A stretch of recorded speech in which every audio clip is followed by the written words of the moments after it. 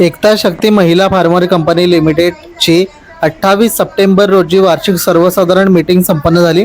यावेळी अध्यक्ष संजीवनी मोकाशी, साक्षी धनगर, प्रिया शिंदे, मानसी गोतारणे, गीता आबाटे, दर्शना पतंगराव, उर्मिला ठाणगे, यशोदा दळवी, ज्योती दळवी, सुचिता दळवी, उमेद अभियानातील क्लस्टर कोऑर्डिनेट महेश दापसी, कृषी अधिकारी हे देखील शेतीविषयी माहिती देण्यासाठी आले होते। सर्व डायरेक्टर तसेच सर्व शेतकरी सभासद महिला यांच्यात ही मीटिंग अतिशय उत्साहात संपन्न झाली। त्यावेळी अध्यक्ष संजीवनी मोकाशी उपस्थित महिलांना मार्गदर्शन करताना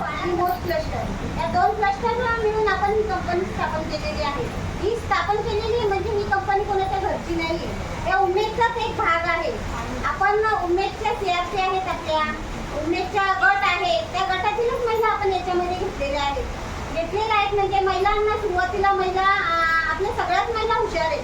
कोणाला सांगता येणार नाही की कोणाला या गोष्टी कळत नाही किंवा माहिती नाही। तर आपल्या सीआरपी ताईंनी खूप मेहनत घेतलेली आहे आपल्या गटांच्या महिला या कंपनीसाठी जोडून देण्यासाठी। तर आपण जे काही हल्ली कोणी आला आणि साधा आपल्याला 100 रुपयावर जरी सांगितले तरी आपल्याला टेन्शन येतं ना, बापरे 100 रुपये जरी पैशाचा हे असला तरी पण 7-12 सांगितल्यानंतर प्रत्येकाला टेन्शन येतो, बापरे आमचा 7-12 कशासाठी चालवलंय, बरोबर ना। पण हा आपले गट उमेदचे असले कारणाने की हा एक कंपनी हा उमेदचाच भाग आहे। हे शासनाचा आम्ही काय आमच्या जवळ आम्ही तुमच्यासारख्याच सामान्य महिला आहोत, त्या मग सीआरपी मधूनच आहोत। पण ज्यावेळेस इथं निवड झाली त्यावेळेस आम्ही सहभाग घेतला। कोणीतरी पुढे प्रत्येक कार्याला कसं कोणीतरी पुढे येऊन करणं आहे ना। तर आपल्या जर गाव पातळीवर आपल्या गटांचा आपल्या महिलांचा जर फायदा होत असेल तर कोणीतरी एक पुढाकार घेतला पाहिजे। म्हणून आम्ही स्वतःहून 10 जणींनी आमची नावं दिली होती या शेतकरी कंपनीसाठी। मग या गावोगावी जाऊन मोज क्लस्टर म्हणा, वाडा क्लस्टर म्हणा, प्रत्येक एक 500चा टार्गेट होता याला की 500 मेंबर झाल्याशिवाय जिल्ह्याला जी प्रोसिजर असते ती प्रोसिजर होऊ शकत नाही। याच्यासाठी प्रत्येक या 10 महिलांनी एवढी झीज घेतली, आपल्या सीआरपी ताईंनी पण आणि गावोगावच्या महिलांनी पण वेळात वेळ काढून त्या मीटिंग सगळ्यांनी ऐकल्या। 20-25 महिला असायच्या, तर त्यातून 10 ते 15 महिला तरी या कंपनीला गावातून जॉईन झाल्या। तर त्या महिलांचा आता कसं झालंय, वर्ष होऊन गेलं, वर्ष म्हणजे जवळजवळ आपली 2022ला ही ओपनिंग झाली कंपनीची, 2012-2022ला। पण कसं आहे प्रत्येक शासनाचं काम हे काय लगेच बोललं आज बोललो आणि उद्या झालं असं नसते ना।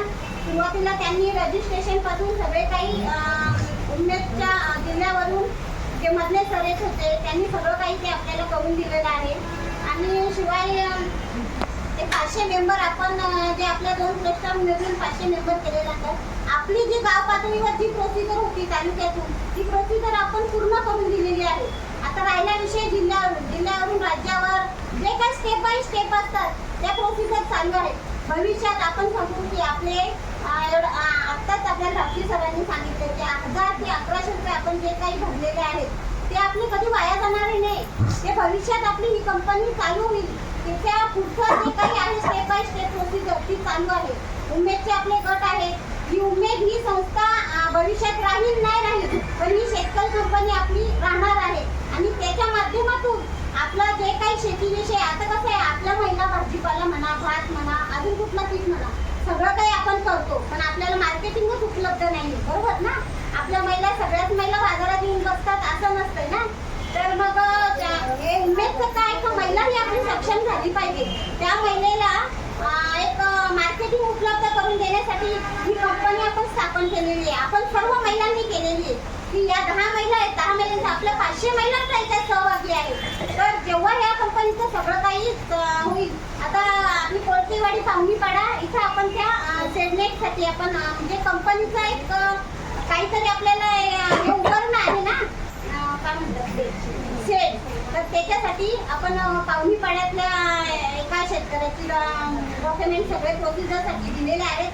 तर तिथं ते आपलं चालू होणार आहे, म्हणजे ते सेडनेट उभारणार आहे।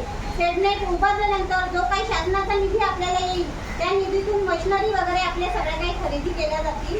आणि मग जेव्हा ती प्रोसिजर बाय स्टेप आपल्या कुठल्याही ताईचं काय पिकतंय, कुणाचं काय पीक आहे, मग त्यानुसार आपल्या घरचं आपल्याला घरी लागतं तेवढं किंवा आपल्याला जे काही कोणाला द्यायचं ते देऊन जे काही आपलं असेल ते आपण कंपनीला देऊ शकतो।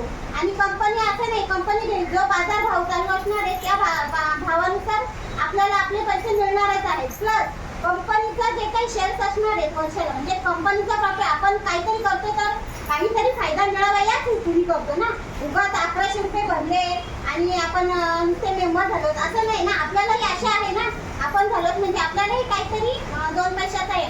मग जेव्हा कंपनीचा फायदा चालू होईल तेव्हा ते जे काही पैसे येतील ते शेअर्स प्रत्येक महिन्याला, वर्षाला किंवा 6 महिन्याला जे काही असतील, 50 असो, 100 असो, 200 असो, 500 असो, 1000 असो, आपण प्रत्येकीचे अकाउंट नंबर घेतलेले, अकाउंटचे झेरॉक्स घेतल्यात ना प्रत्येकीच्या खात्यावर ते मिळणार आहे.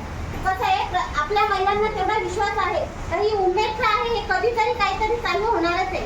आणि मग असं की काही त्यांना प्रश्न पण पडतो, आपण ते पैसे दिले पण या पैशांचा आपल्याला काय हे होणार आहे, पैसे आपले बुडले का काय, अशातला भाग मुळीच नाही. हा आपले गट उमेदचे आहेत, उमेदवार सगळ्यांचा विश्वास आहे. आपण उमेदचे आरक्षण आपल्याला 15,000 30,000 हे प्रत्येक गटाला आलेले आहेत. उमेदचे आपण लोन एवढे वापरतो आहे. जर उमेद आपल्याला एवढा पैसा देतो तर या शेतकरी उत्पादक कंपनी स्वतः 1100 रुपये दिले तर फार मोठं काय, आपण तेही आपल्याच फायद्यासाठी, बरोबर ना, तेही आपल्याच फायद्यासाठी. म्हणजे विचार केला तर हा प्रश्न कोणाला पडणार नाही.